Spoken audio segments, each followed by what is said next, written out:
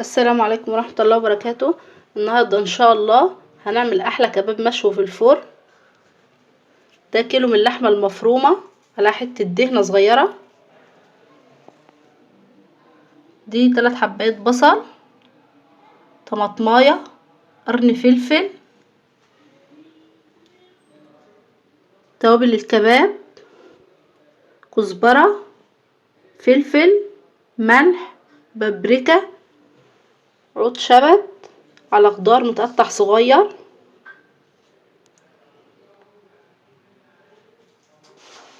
هفرم البصل والطماطم والفلفل في الكبة واردلكم تاني. معايا مصفى، طبعا انا كده فرمته كويس البصل والفلفل والطماطم. هصفي بقى المية اللي فيه.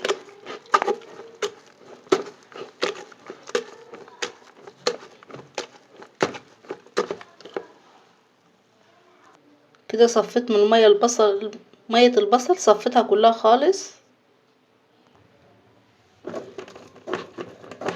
اهي. احنا مش عايزين المية، احنا عايزين اللي احنا فرمناها دي بس، والتوابل،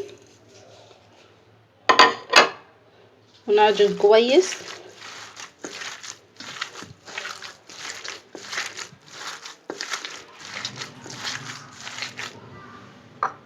هنزل بالخضار وعود شبت،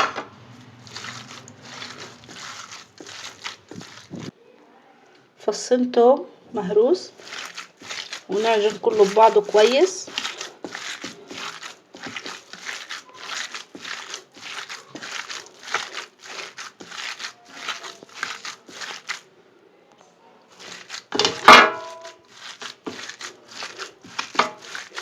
خلصت هصبحها وهوريكم شكلها بعد ما اخلص. كده بعد ما صبحته كله هدخله الفرن، هوريكم شكله بعد ما يطلع عشان لسه هنعمل طحينه. معايا طحينه،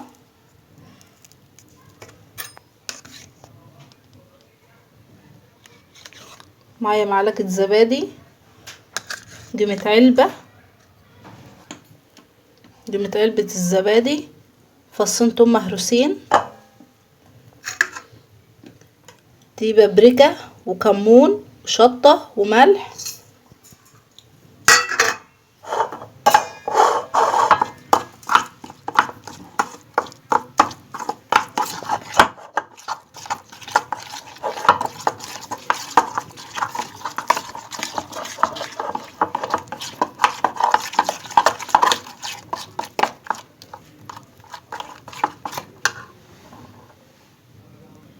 هنزل بنص عصير ليمونه،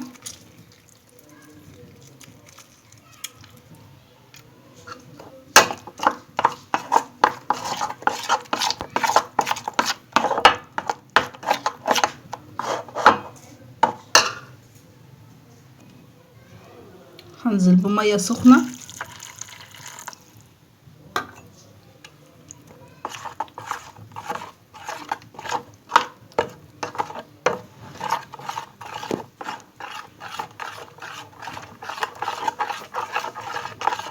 ونعمل احلى حبة طحينة مع الكباب.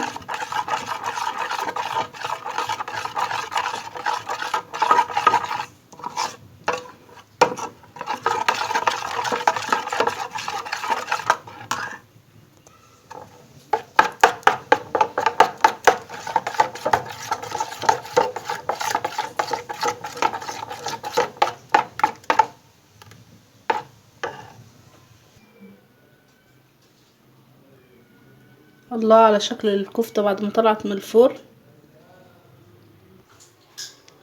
ايه رأيكم في الكباب؟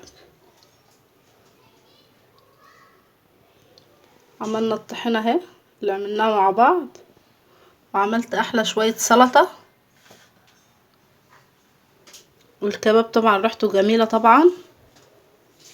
يا رب لو الوصفة بتاعتي عجبتكم ما تنسونوش في لايك وشير وتفعلوا الجرس، واللي مش مشترك ينزل يشترك عندي عشان يوصلكم مني كل جديد دايما، وبالله عليكم الاشتراك.